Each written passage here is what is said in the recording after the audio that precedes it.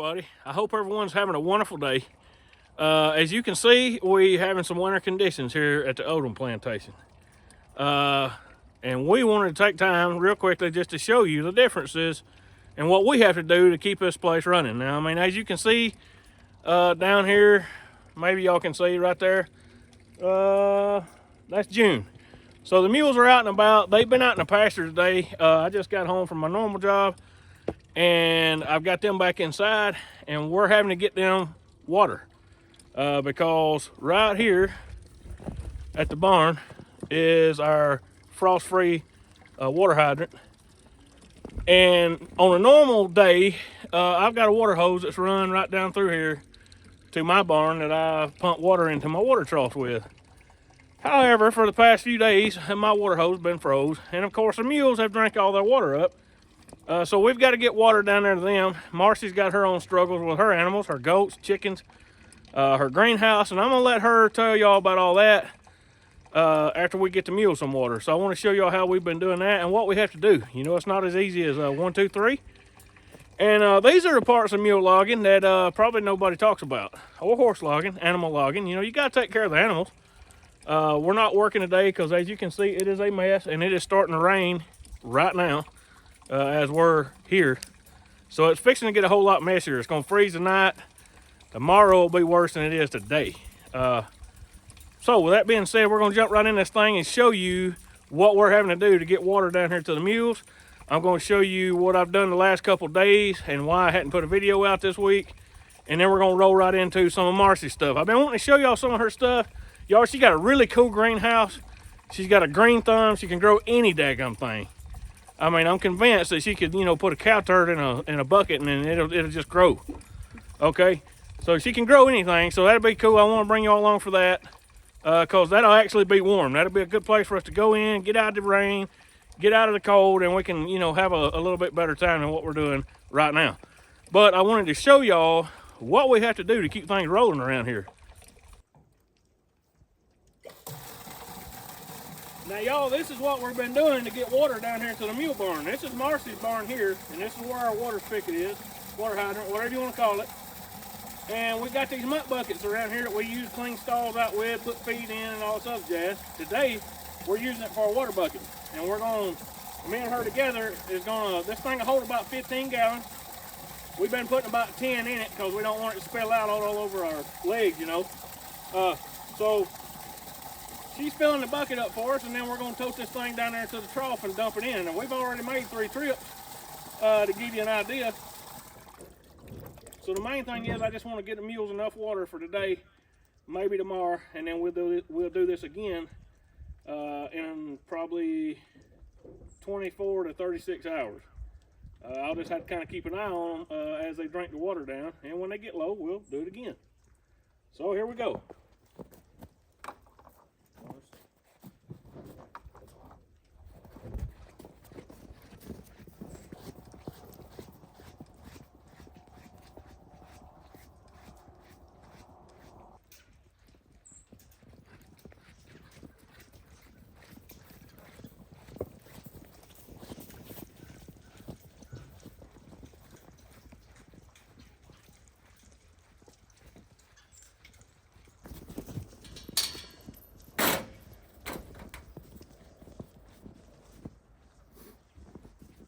Around where I can look this thing.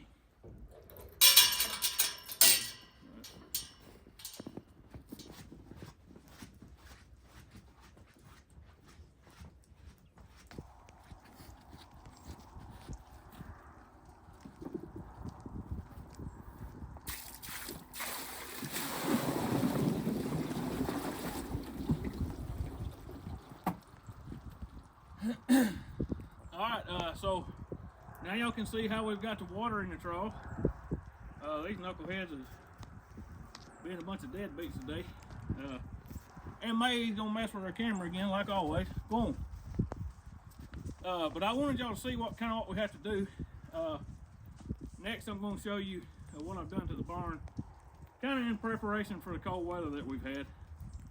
All right, so now that we've got the water trough filled up, I want to show you this barn, what I've done with it. I didn't get a chance to bring y'all along for that yesterday because I was in a hurry to beat the dark, and the place closing, it's got the sawdust. I went in here, let's get y'all out of the rain. I know it don't look like much, but I've rebedded the stalls here with sawdust. The sawdust was kind of wet because I got it out, you know, from outside, as you can see here. And I've done this for a couple reasons. One, my sawdust that I had in here since last time has since, well, they've tracked it out. I've cleaned it out a few times with the tractor, you know, cleaning manure and stuff like that out, and it just got to where there weren't much left in here. And there's rocks under there. The base layer down in the bottom of this barn is rock. And I didn't want my mules stepping on those rocks. I didn't want it to be sore on their feet. And I wanted them to have a good place to get out of, you know, out of the rain, kind of like Marcy is here. She's smarter than the average bird, I guess. With that being said, though, I turned the mules out on pasture yesterday. Had the barn bedded up real nice for them to come in out of the cold. And you can see where they would rather be. They're over there eating hay. That's the babies, May and June. Brownie, you can't see him, but he's on the other side, right over there. And then Kate and Alice is, of course, standing out here in the rain. People say mules are smarter. Sometimes I don't know. Maybe that's just where they like to be. My point is, y'all, you know, people talk about bringing the animals inside and putting coats on them and, you know, blankets and all that good mess. Look where they're at. You see this gate? Look, this gate's open. This gate, this stall right here, it's open. Look, there's nice bedding in there. And this is where they want to stay. They want to be right out here. You know, now I can understand the babies over here. You know, they're chowing down. I'll take y'all over and let you see them in a minute. You know, we got a nice barn here for them to get out of the weather. And if it goes to raining harder, they will. You know, they'll come up here and they'll get in the barn. For some reason or other, they don't like rain a whole lot. I don't either, so I don't blame them. Marcy don't either. Marcy don't like the cold, do you, Marcy? No. So she's not a big fan of it. I don't mind it too bad. I like it because it's you know, it's cooler to work in. I don't get so hot and sweaty and all that good mess. And really and truthfully, to be honest with you, it's not that cold today. What was the temperature earlier when you checked it? 33. I mean, it feels better than it did yesterday and the day before. Because yesterday and the day before, it was like down in the 20s and the wind was blowing. Man, I like to froze to death. I ain't gonna lie to you. And me being a big man, I mean, I'm 6 foot tall, 320 pounds. Me being a big man, I still froze, you know. And Marcy freezes all the time. It don't even matter whether we got the heat on in the house. She's still cold. So anything less than 75 is cold. Yeah, she's like a, you know, 80 plus temperature kind of person. Me, I'm like a 50 to 70. My window of comfort is narrow because I don't like to be hot, but I don't want to be cold either. Anyway, I hadn't worked in the woods much this week. I've been studying, prepping to take my CDL test to get my CDLs put back on my license again. I should have never let them lapse. I did. And I found out that when you let them lapse, and they're lapsed for more than 8 years, you got to go retake the test. And nowadays, with the federal mandate law that's in place, you actually got to go through an approved school. So I'm taking a written exam. Then we're going to go over to Missouri to fast truck school and run through that school and take my test, get my CDLs put back on. Because as you know, I've been talking about upgrading to a bigger truck. In the state of Tennessee, you do not have to have a CDL license if you are hauling your own logs. Even if I buy timber from, say, Marcy. Say I go over and I buy timber from Marcy, and I pay her for that timber, those are my logs. And if I haul them, they're mine. Okay? But if I go and I haul logs for, say, the sawmill, say I'm going to go pick up a load for them, that's considered commercial operations, and you got to have a CDL for anything that's over 26,001 pounds. Well, matter of fact, 26,001 pound, you got to have a CDL license. And it gets in a little bit more paperwork and red tape and crap like that. However, with me going to a bigger truck, maybe at some point in time I may be able to pursue hauling logs for other people if I need to. And I just don't want, I don't want to get harassed. You know what I mean? I may be able to get by with it. I have talked to the DOT at the scale house here in Manchester, Tennessee. And, you know, I talked to the supervisor actually because I wanted to make sure I had all my ducks in a row. And he told me, he said, hey, look, if you're hauling your own logs, you're good in the state of Tennessee. And that's why, you know, like with Red, even being tagged over 26,000, Red still requires a CDL license. Not because he's air brakes. If you have a vehicle that are air brakes and it's below 26,000 gross, you can drive that truck legal with a regular motor operator's license in the state of Tennessee. And you can even drive commercially in the state of Tennessee at 26,000. But when you go 26,001 pounds and it's a commercial operation, you got to have CDLs. Air brakes or not, it don't matter. So, you know, with me going to a bigger truck, I don't want any unwanted attention. I want to be able to put my name on the side of the truck, and I want to do things right, if that makes sense. So, I've been using this week while it's cold. I've been working on Red, had a few more things I want to do with Red. Been taking the time to, you know, to do that and get that done while I'm waiting on, you know, the cold weather to pass, because it has been cold. So I've been taking time to fix a few things, working with the mules just a little bit. I'm going to exercise them tomorrow, and hopefully I can get that on video for you all so you can see that. I'm going to exercise Kate and Alice over here, and then exercise June. May is still healing. She's healing good. Her shoulder's getting better. A couple more months maybe. I'm not going to rush her. A couple more months and maybe she'll be in a lot better shape to where I can go back to working her and put her and June back together. You know, I need to be working my mules right now because when we do go back to the woods, I don't want them to be out of shape. You know, they're just like we are. Kate and Alice has been doing a real good job for me down here on the Collins track. And I want to keep them in good enough shape where whenever we go back to work, they're not struggling, if that makes any sense. They're kind of like athletes. If they don't work, they will get out of shape. And it makes it harder on them and harder on me. And the less production we'll get too. So, this week I've just mainly been focusing on getting junk fixed that need to be fixed, stuff I've been putting off for a while, and using this time to study for my CDLs again. So that's kind of what I've been up to. I had a couple people ask me, you know, hey man, where you at? What you doing? I hadn't seen a video this week. So that's kind of what I've been doing. I wanted to update y'all on that. And let's go over here, and I want to show you, I've done kind of showed you what I do, which is pretty simple. Marcy does more than I do. I mean, for those of you that think I work a lot, she does more than I do. All I got to do is keep up with these mules and the logging and go to work. She keeps up with she's got a regular job like I do. She does, what would you say your job would be? What's the title of your job that you do in your profession? Inventory lead. She's an inventory lead, which is basically somebody that Keeps track with inventory and sends out parts at work to support the mission. you keep up with them coming in and going out, or just going out? Coming in and going out, storage. Yeah, so she's got a pretty important job of keeping. We work at the same place. My job, what she does supports what I do at my job. You know, I'm a machinist, industrial mechanic, whatever you want to call it. And she supplies the parts, the tools, everything that we need to do our job, which is very important. And it's just like here at home, you know, not only does she work a regular job, but then she comes home and has to fool with all this stuff around here on the farm. She's got a big part of this, well, actually probably a bigger part of this farm than I do. Like I said, mine's pretty simple. I just keep up with me and these mules. And as you can see, they don't complain much. You know, I keep hay out for them. And, you know, you can see, I'll show you again.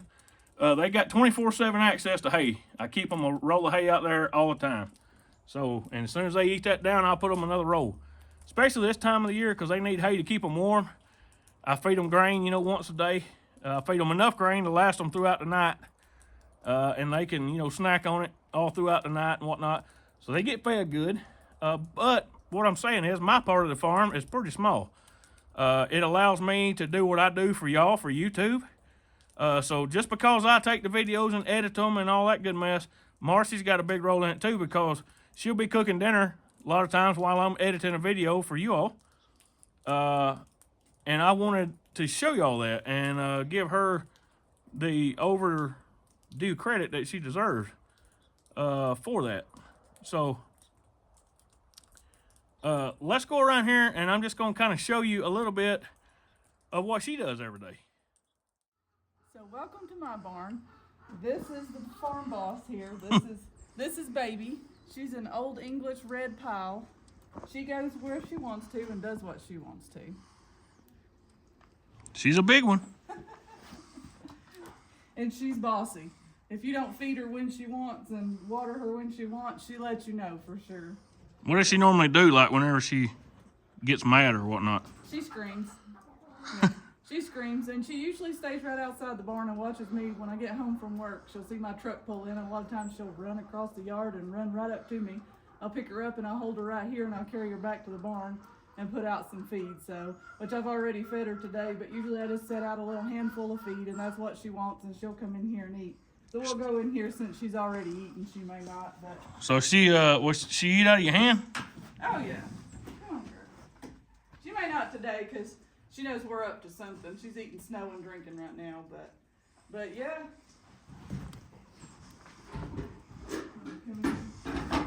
So what is this in here?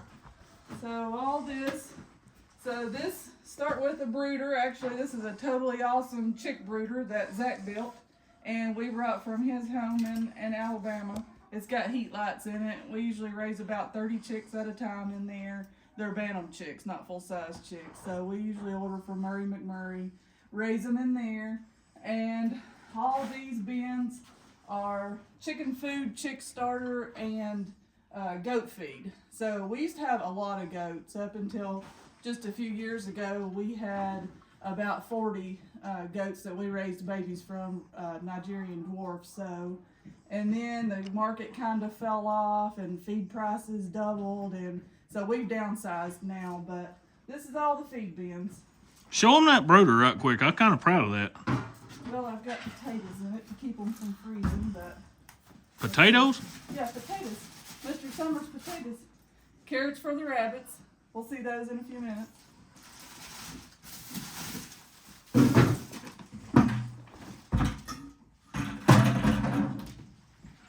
Yep. There's some of Mr. Summers potatoes. We haven't used the brooder in several months, as you can see, because I've been raising them in a stall. I've got chicks in a stall now. Okay, right under there, y'all. I don't know how well y'all can see it, but see those bulbs? I got 1, 2, 3, and there's a switch for it right there, and it's actually a dimmer. I think that's the way we did that. Yeah. It's a little slide dimmer, see there?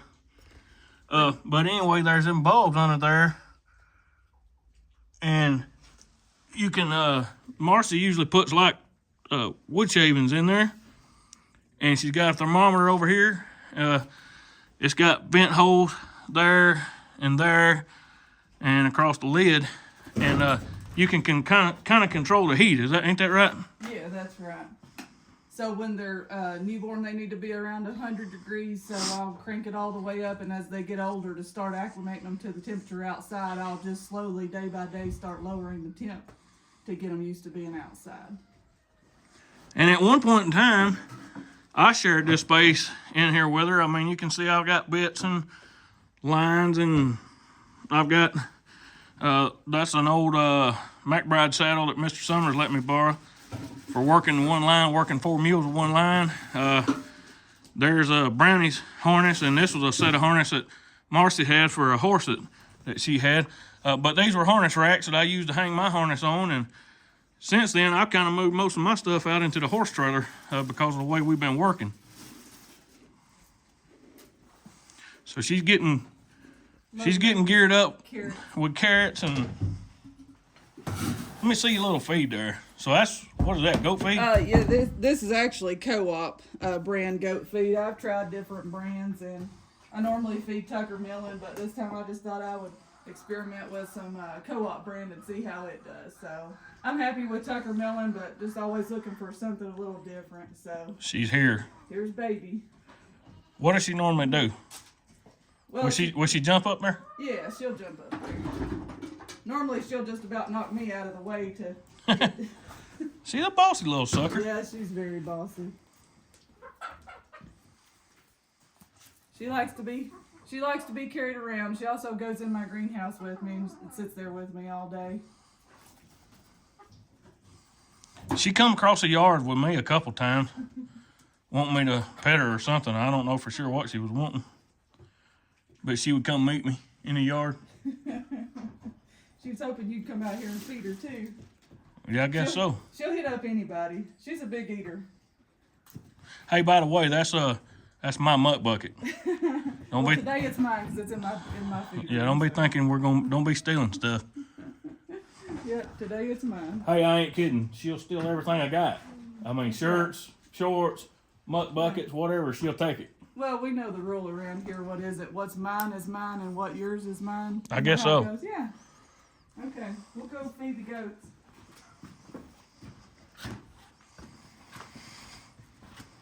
This is her big bad tractor.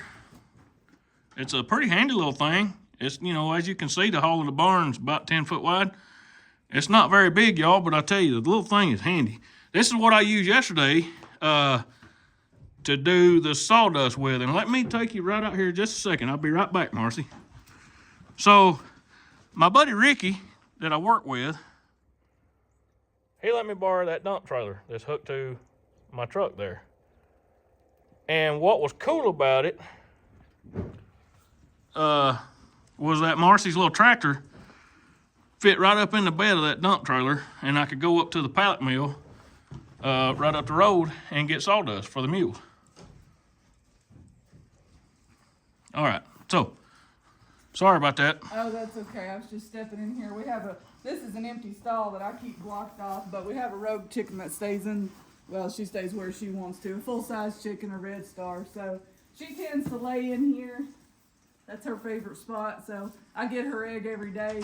I leave the door open just a little bit so she doesn't get trapped in here. What's that fancy egg container that you got there?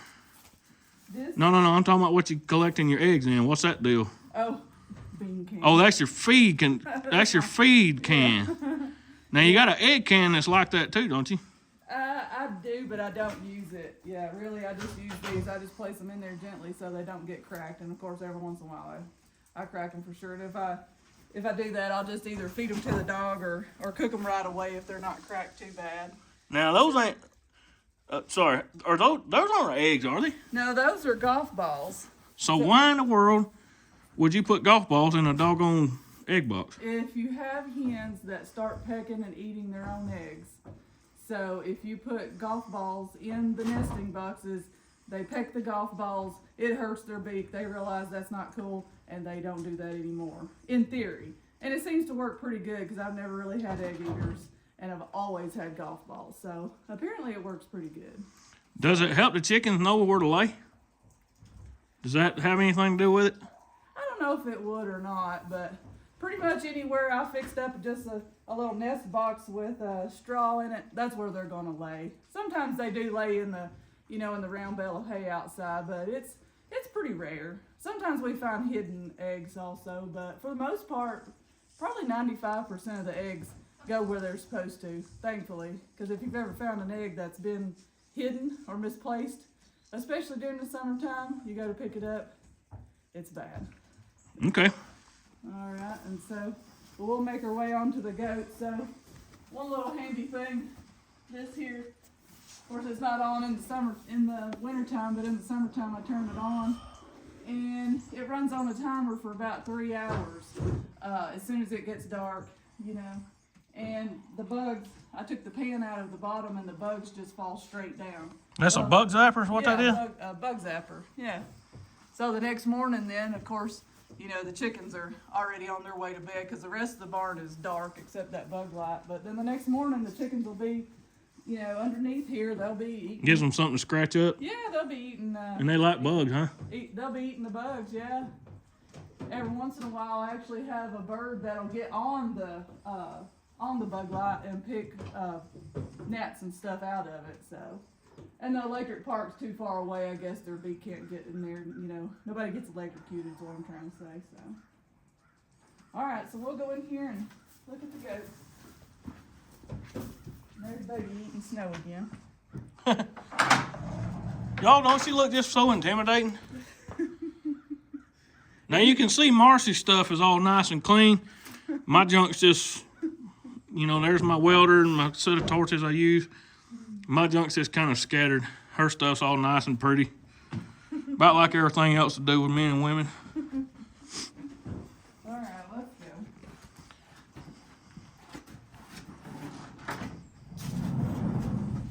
Here. Come on in. I'm gonna get over here out of the way, and then I'll get to where y'all can see. So, what is it that you do first, or am I in your way? Okay. Well, I just put some pumpkins in here. Actually, we grew these pumpkins in the garden this summer. Savannah and I did. So we grow pumpkins and gourds and squash, and of course we eat some of that stuff. But we probably mainly grow it for the fun of it and to enter in the fair. And to feed the goats and chickens. And as you can see, it keeps them really fat. Yeah, it looks like they like it too. I feed grain as well, but the pumpkins and gourds really help keep them fat. So this is Licker, L-I-C-K-E-R. Savannah named her. She's had her for, I guess she's about 8 years old now. She's getting to be pretty old, but she is the mom or grandma of every other girl here. So she's kind of my... And all these in here are girls? Yeah, these are all girls. Nigerian dwarf girls. Yeah. Yeah, and they're actually all just fat right now. None of them are bred. I didn't breed any this fall. Well, I have one that I put in with the boy that may be bred, but for the most part, these are just pets, and we've downsized mostly to just pets because, like I said, sale prices are down and the feed prices are double, so until the sale prices come back up, we're not gonna raise any babies because it's really, time consuming to produce babies and expensive, because we put them on a creep feeder system that gets them to really grow quickly and mature quickly. That way they nurse their mom less, and then that way the mom requires less feed as well. So, and here are the egg boxes. I've already got all the eggs today. Of course, there's not a huge amount of production in eggs right now because it's winter time. I do have an artificial light in that corner over there, though. It stays on for about 4 hours in the evening after dark, and that does help, but it's really cold. So What does that do? I mean, what is having an artificial light? What does that do? it mimics summertime. So that's when birds really want to lay their eggs, chickens, and so it mimics summertime and helps them lay more all year long.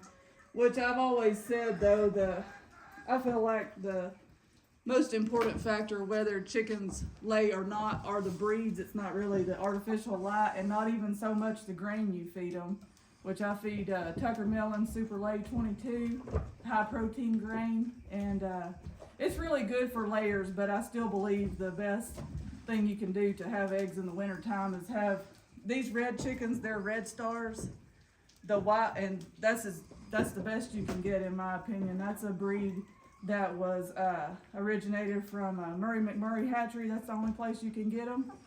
And the white ones are Leghorns, and they're really good layers too. The good thing about the Leghorns, they're about the smallest chicken that raises that produces full-size eggs. So that's why in commercial houses a lot of times they have Leghorns. Now, what's this dude over here? I mean, that ain't no chicken. I ain't no farmer or nothing by no means, but that right there is not a chicken. That's my biggest chicken in the form of a turkey. That's a turkey hen, actually, believe it or not, because she's got a beard. And supposedly, I guess that's fairly rare, but she has a beard. And we had another turkey, and she had a beard as well. And they are 100% girls. They lay eggs. So the other one passed away last year, but we still have this girl. And yeah, she lays eggs. Not all that many, but she does lay. So she hangs out with the goats and the chickens, and she's a good pet. When you sit down, she'll come sit right beside you. You can put your arm around her, and if you sat there for 2 days, she would sit there for 2 days and wanted to be petted. That's just how she is. She's a great pet. Savannah loves her. She sits her in her lap and everything. So, Well, that's cool. She's a big girl, though. She probably weighs close to 30 pounds, and you can't really tell it, but Yeah, she looks big. I can't even reach my arms all the way around her. I mean, you see how much bigger she is than the chickens. Yeah. We think it's cute when the Leghorns are right next to her because they look like a baby turkey next to her. Well, let's go see what's outside. All right, watch out, girls. Yeah, so these breeds, the red ones are Red Stars, the white ones are Leghorns. We've got one Buff Orpington. Everybody loves Buff Orpingtons because they're gentle, but they don't really have the best egg production, and they're big, heavy chickens. They take a lot to feed, and also since they are so gentle, they're not protected from predators very well. Actually, I love pet chickens. I mean, nothing sweeter, but as far as getting them to live where predators are, hawks and owls and such, really the wilder chickens do better, especially out in the free, out free range, kind of where these are, which they're in a pasture, but it's open overhead. Watch out, girl.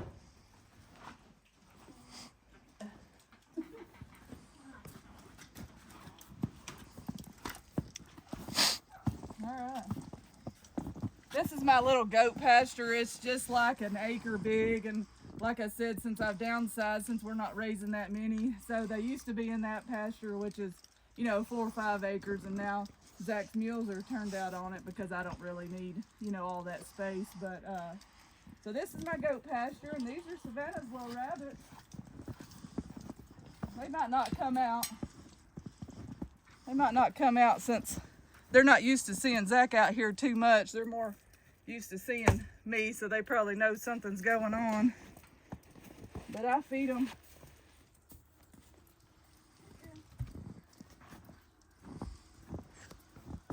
I feed them carrots and different kind of scraps and stuff. And so we got given Daisy at the fair this year. Which one's Daisy? So the one on the right in the back. She's a young rabbit. I think she's only about probably 7 months now. So at the fair, the poultry barn manager, he had some extra rabbits that needed a home he got just for the fair, and he asked if Savannah could have one because she, I guess, is probably one of the largest poultry youth entries in the fair, so he wanted her to have one. So we brought Daisy home, and then Zach decided that Daisy needed a friend, that nobody should be alone. So I started looking for another rabbit to be company, and I found Clover, who actually turned out to be her mom. So. And Clover's the one on the right now? Yes. Let's see. Oh, yeah, Clover's the mostly white one. Okay. Yeah. No, you can't go in there. And she's pretty gentle, and so. We got a goat out here in the yard. She come out of that little house right there. Well, there's another one in there. Oh, they love those houses. Yeah, I've already fed them for the day, so they're not coming out. But this little house, this little tax house, has been around forever. It was the kids when they were small, so it's about 13 years old, and apparently it's made really well because for the past 7 or 8 years it's been out here with goats and chickens on it. They like to play on that stuff, don't they? Yeah, they do. See these drums that she's got around, y'all? Like right over there, these, and way down there by my wagon. See those drums? These goats will get on them and ride them. Pretty impressive, actually. Yeah, especially the babies. They can kind of walk on them as they roll. And then she's got like this little playhouse. It's not for the kids, Oh, no. or should I say the kids' kids. Yeah. I mean, it's for the goats. They got their own picnic table, playhouse. Pretty neat. Yeah, the picnic table is probably their favorite toy. That's just a picnic table from Lowe's. We don't use it to sit on, of course. That's just for them to play on. What's this big old house you got over here? So this pen here that's where the rabbits are going in the spring. So right now they're just in that smaller kennel, but in the spring I've got to put hardware cloth around the bottom because everybody knows rabbits chew out of everything.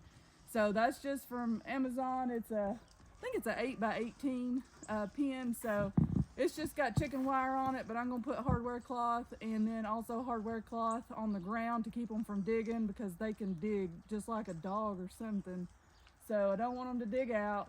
And so they're gonna go in there, and then also I've got a couple little kind of specialty two hens and roosters, Bantam buff Brahmas, that we're gonna put in there and probably incubate some eggs.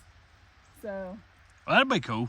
But yeah, so, and you can't see it because it's under snow, obviously, but this little fenced in area right here, it's 60 by 60. That's mine and Savannah's garden. Each place that you see the little pink flags, that's holes burnt in black plastic. We'll show y'all that again sometime, maybe closer to the spring and when everything's not covered in snow. But that's actually black landscape fabric that we grow into. So I have an auger on a drill that when I'm ready to, I raise the plants in my greenhouse, and when they're ready to be put out in the garden, I just take my auger on a drill, you know, and drill 6 inches or so, put the plant in, firm it around, and then basically walk away from it. Then I have drip hoses that I run a fertilizer injector to fertilize, but otherwise it's basically a no maintenance whatsoever garden. I do have to use a little Sawdust on the pumpkins and gourds. They're for bad bugs? Yeah, for bugs. They're bad about you know, things eating them. And But weeds you don't have no problem with. no weeds. Yeah. There are no weeds whatsoever because the black plastic covers it. There's just nowhere for Well, now, weeds it's to not grow. really plastic though, right? It's a cloth. It's cloth. Yeah, it's woven fabric is what it is. You don't like to use that plastic like because of the petroleum chemicals in it and stuff? Yeah. Is that right? Yes, that's right. And plus it heats up really hot. That fabric, it does, the fabric is hotter. Kind of breathe too, don't it? It does breathe, yeah, and water runs right through it. So yeah, it's not plastic, it's fabric, and water just runs right through it. But of course, since there's no sunlight underneath, no plant, you know, no weeds or anything tries to grow underneath. But it's great to save time in the garden. If someone wants a fairly large garden but doesn't have time to, you know, hoe and till and all that stuff, I highly recommend black plastic. And I got that from Amazon, but there's also a greenhouse supply company in Cookville called Grower Solution, and they handle black plastic fabric as well. Now that's Cookville, Tennessee, Cookville, yeah. Tennessee, yeah. Because a lot of these guys ain't gonna know where Cookville is. Yeah, that's true. What's all this over here? So, well, I guess they decided it's too cold and he's not coming out. So I have my my Billy. I've got my stud goat in here and my buck. So he's a registered Nigerian dwarf, and there's one little Nigerian dwarf female in with him to keep him company. I think he may be too old to breed, but I put a girl in with him that always has the best babies. If, you know, if he breeds, then that's wonderful. We'll have one set of babies and not 7 sets of babies, you know, from the others. But Yeah, and you inside that little wide house, he's not coming out. and you put her in there with him because I suggested he shouldn't be alone. Because he's a good boy. He's old. I'd have to look at his papers. but Nobody should have to be alone, y'all. I mean, everybody needs a friend, right? I'd have to look at his registration papers, but he's either 11 or 12. He's pretty old. So What age do they? I mean, is there a certain age that they quit breeding? I would say he's pretty close to it. Yeah. Well, he's a good one. Yeah, he is a good one. I've liked him ever since we got him. Yeah, he's very sweet, and he makes good babies. He makes gentle babies, healthy babies, and that's what we like. And also the colors. I mean, chocolate, spotted, the golden, reddish, blonde colors, spotted, blue eyes, and polled. That's the kind of babies he makes, and that seems to be what everybody wants. So that's what we have. But he's not showing himself today. He says it's too cold for all this stuff, so he's staying in the house. Yeah. He's already eaten, so I don't blame him. So he's not coming out. Well, let's before the battery runs out on the camera, let's run and look at your greenhouse. I definitely want to show them that. Okay. Okay, y'all, I've got these cattle mineral tubs out here is what these are, these black and red, and I don't, black and orange, and I don't really have a thing for Halloween. That's just how it turned out. The farmer friend that gave me the tubs, that's just the way it turned out. But I like to grow simple things in the tubs, maybe not in the heat of summer because you do have to water them a lot. But if you're wanting some kind of little raised bed garden, I highly recommend mineral tubs. You can get them from most any farmer. They're very durable. They're deep. You don't have to water that often, and you really don't have to bend over. Well, not much, but I am short, but I recommend these mineral tubs for growing as raised beds. So we'll go into my greenhouse. This is an 8 by 18 greenhouse from Morton's Horticulture in McMinnville, Tennessee. They have a specialty company there. It's a family-owned business. They've got all kinds of greenhouse supplies, seed starting material, potting, mix, pretty much anything you'd want nursery supplies wise they have. And we can see some of that over here on this side, huh? Yeah, so that's the Morton's Grow Mix. That's the #1 seed starting mix. It's got a lot of peat moss in it. I love it for starting seeds because it's really light and fluffy. It's hard to get wet at first. It's hydrophobic. You can wet it, squeeze it. It'll absorb water, and then it holds just enough moisture not to dry out, and it'll help your little seedlings along. So it doesn't pack down and prevent your seedlings from coming up. So we'll go inside. So it feels really nice and warm in here. It's really only about 45 right now, because it feels warm because it's 30 outside. It's 45 in here. It feels like a day at the beach really compared to being outside. So I don't keep it that warm in here right now because it's not seed starting time. All of these plants, that's succulents, mostly they're savannas. She grew almost every plant in here from cuttings. Yeah, and that's a little tray of cuttings right there that she just took and hasn't potted up. But as you can see, she's got a ton of other succulents she takes cuttings from. She's gonna sell the pots later on as she has time, but also she makes pots to enter in the fair. She won with this pot last year. Which one?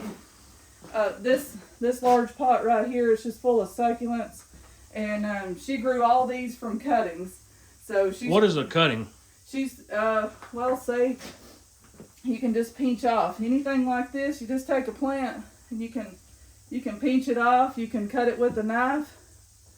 All you got to do is take the bottom few leaves off, get it in some moist soil, so you can just put it in there, water it, give it a little while, and it'll create roots. And some plants root a whole lot easier than others. Succulents, easy peasy. They're probably the simplest plant you can grow from cuttings that there are. Not all plants will grow from cuttings, but a lot will. And when they do, you got free plants. So these are all Savannah's little succulents down through here. This is a lemon tree, and it's about outgrown its space.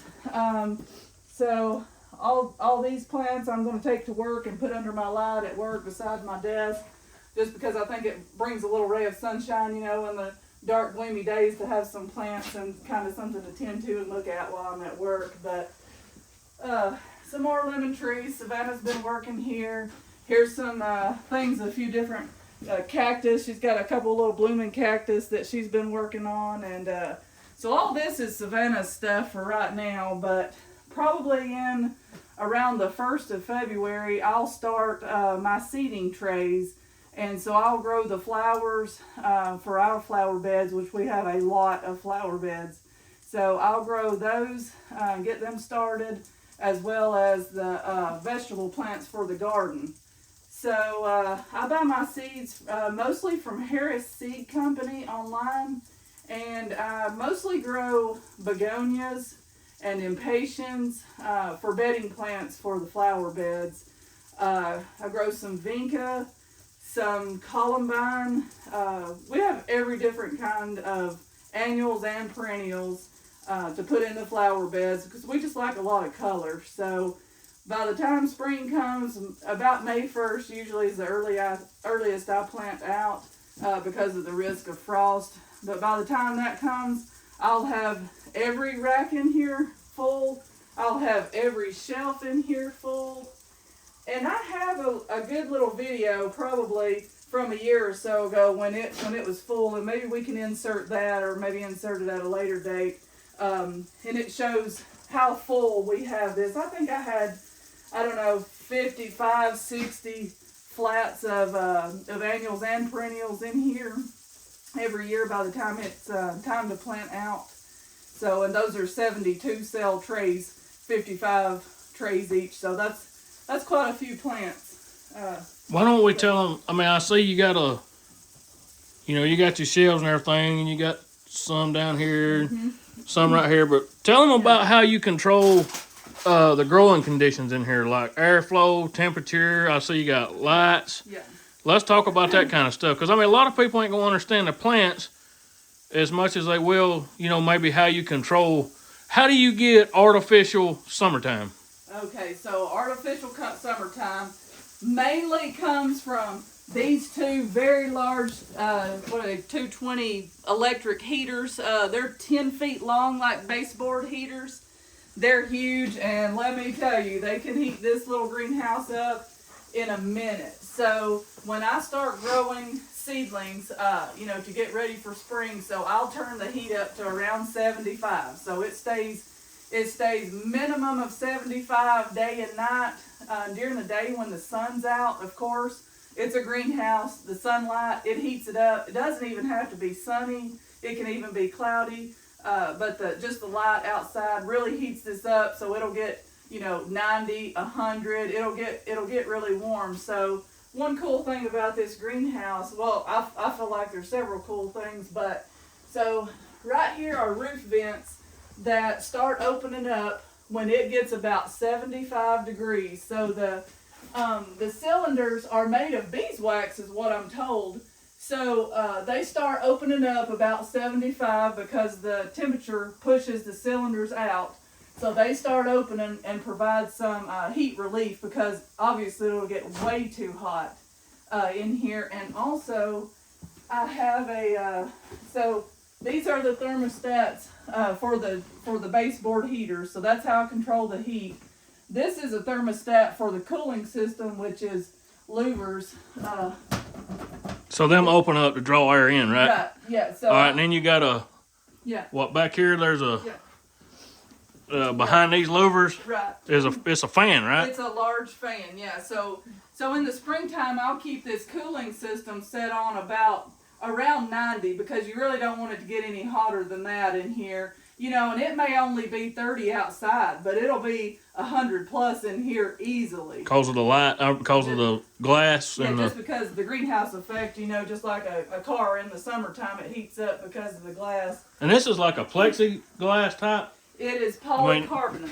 It's a double-walled polycarbonate greenhouse. And that insulates it a little, right? It does. The double wall? Yeah, or double, whatever you call it. It does. Yeah, it insulates it. And we've added these floor mats, which are just horse stall floor mats. That helps insulate it. We've put around the edges some foam insulation. That helps insulate it. And then, but like I said, it gets heated up from the heaters. And when I'm growing plants in here, I keep it about 75 minimum at all times. I think our battery died, so we're back. So we were talking about the heating and the cooling in here, the insulation and the fans.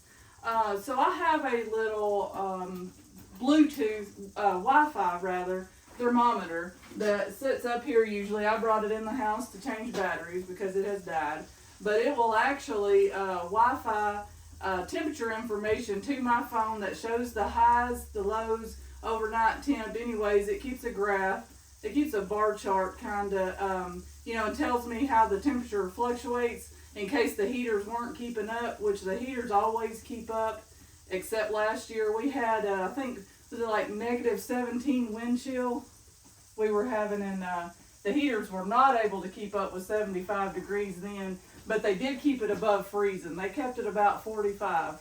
So that's good. The heaters, they do a great job. They do pull a fair amount of electricity. Several people ask, you know, pros and cons of the greenhouse. It's a lot of pros. I mean, you can be in here in the summertime, you're getting sun, you feel like you're outside working. It's really nice to have a place to go in the wintertime when it's really bad outside. One of the cons, though, is electricity to heat a building like this. It's very expensive. And how big is this building? This is 8 by 18. 8 by 18. And I don't know how tall it is, but I'm 5'5". I would say it's about 8 foot. Yeah, probably about 8 feet. So. Yeah, I'm 6, so I'm sure it's 2 foot taller than me. So it does use a fair amount of electricity. We're in southern Middle Tennessee. We're zone 7. Probably around maybe a little less than $200 per month. The electric bill increases, you know, when I put the heat up to 75 in here.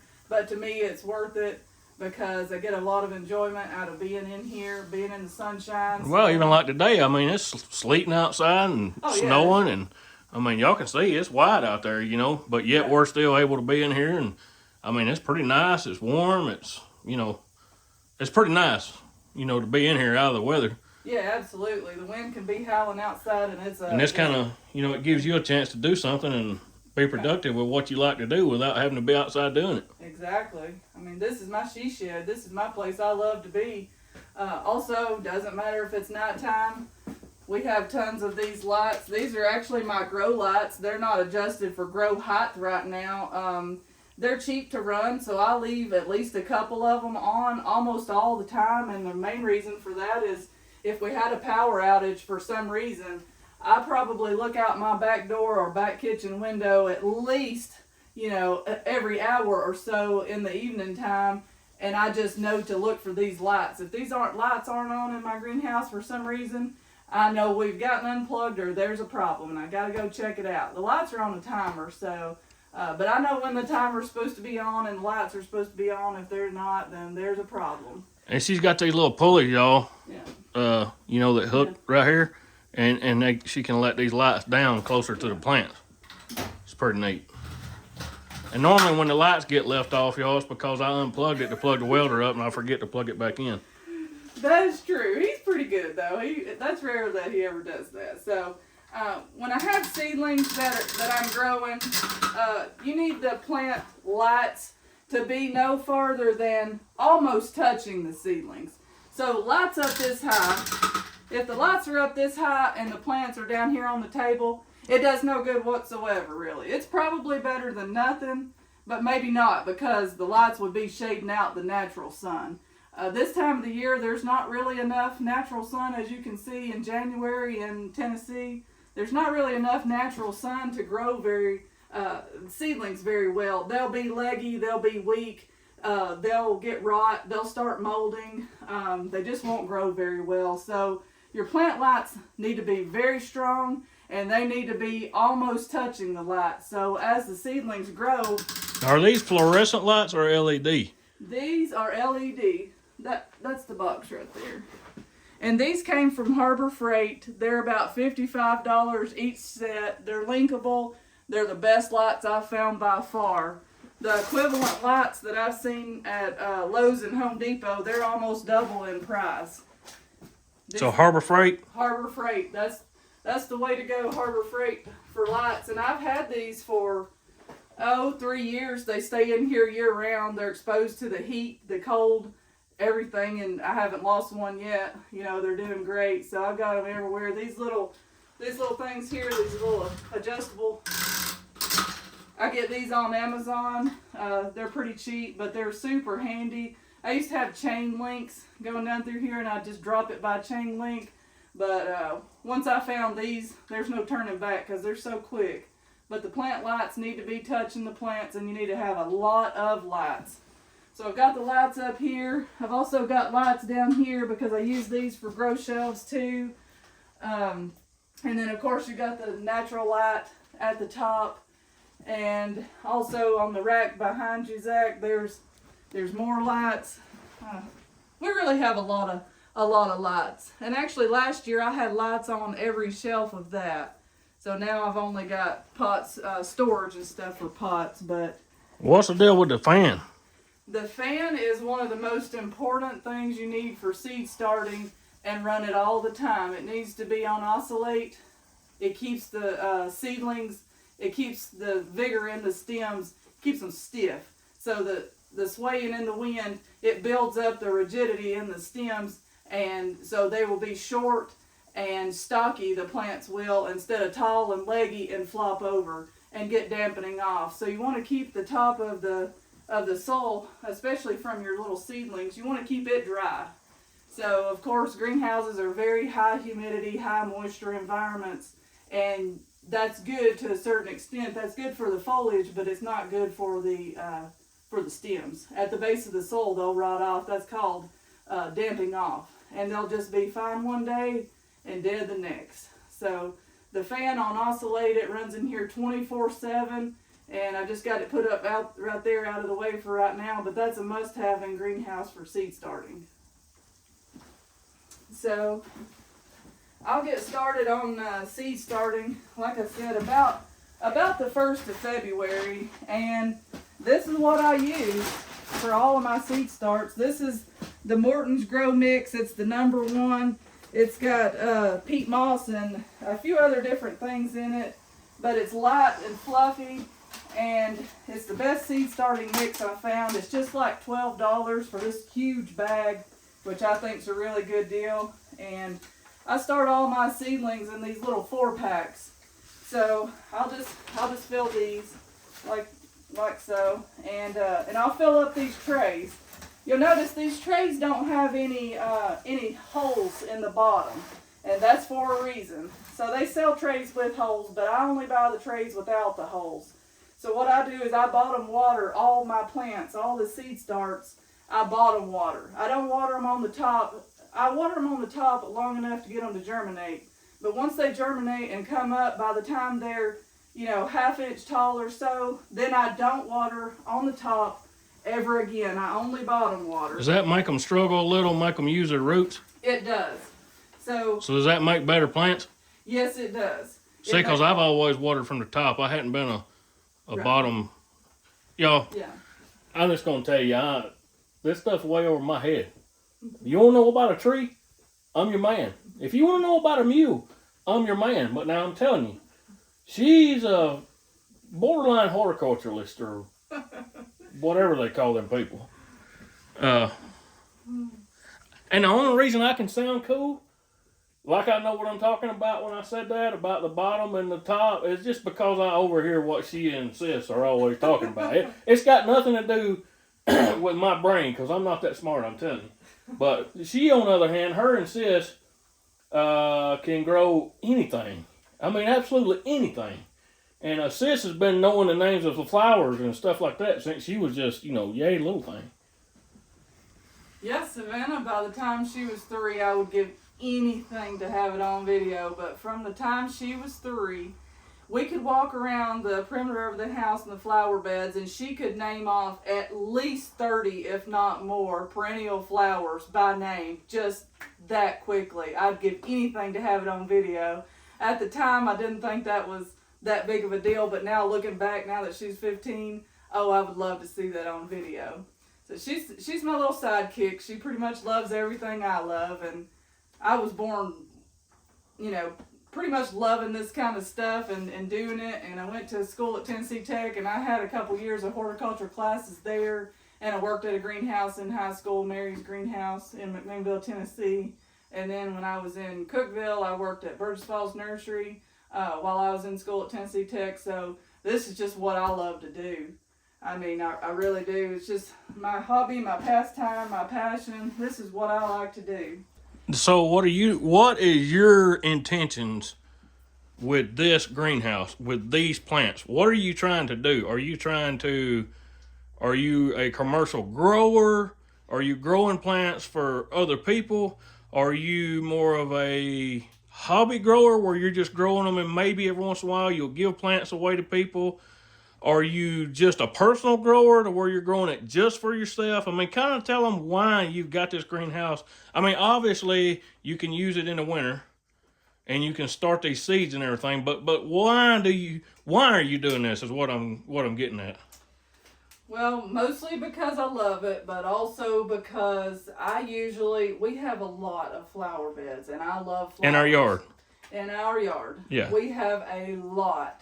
And I like to fill them up. And honestly, I spend, before I had my greenhouse, I would spend a few $1,000s every year at local nurseries buying bedding plants for the flower beds to fill them up. And I mean, I couldn't get all the plants I wanted because I can't afford them. Can't afford them. They're high. A little 4-pack like this, it'll be, $4.50, maybe $5. If it's tomatoes, it's even more than that. And I mean, who can spend that? And you said you can get how many of those in that flat? What, 10? Yes. So, I mean, you're looking at what, $50 at least? Yeah, absolutely. For that flat? And you said you grow about how many flats? About 60 in here, between 50, 55, and 60 in here. So I mean, you know, that's a lot of money's worth of plants, and plus I get to. If you figured 60 flats at $50 a piece, I mean, yeah, what's that? I don't know. It's a lot. $300, right? No, more than that. Or is it? Well, we don't do math on camera. Yeah, that's $3,000. The way I got it figured, 60 times 50. Yeah. So I mean, yeah, that winds up to be a sizable amount of money. It does. But would you say most of these plants are just in our yard when you grow them? Most of them are in our flower bed and our garden. I start some vegetable plants too, and like I said, most of those are for the goats and the chickens. But I also, you know, obviously we eat them as well. But mostly for our flower beds. My mom, my sister, my niece, I grow sunflowers for them as well. But mostly to fill up our flower beds because we have a lot of flower beds, and I like a lot of color. So it's mainly it's mostly like a personal deal. It is. You're not trying to even on any level be a commercial operator, commercial grower is what I'm trying to say. No, and actually I would never try to make money with the greenhouse. It would put too much pressure on me. You know, germination rates might be bad one year, and that would just be such a buzzkill, you know, if I was actually doing this for money or for a business. She's just like me. We're a lot alike, but then we're different in some ways. I'm always trying to figure out better ways of doing things to save a little, to gain a little, you know, gain a little production, save a little inputs and stuff like that. That's what she's talking about. You know, when you're in a commercial type situation, you've got to think that way. Mm-hmm. I mean, if you don't, y'all, you go out of business. Just like with mules and horses, yeah, we're still using mules and horses to log with in 2025, which is, you know, 100 years later than when they were really working, you know, every day. But even like with the way we do things, I still have to be thinking about how I can improve my business. Even like with this truck deal, you know how I told y'all about picking up production, being able to haul logs more efficiently. That's one of the ways, you know, that I'm kind of comparing it here. And that's what she's talking about. You know, being in a commercial type setting, you've got to think about that kind of stuff, you know, and how you can make things better.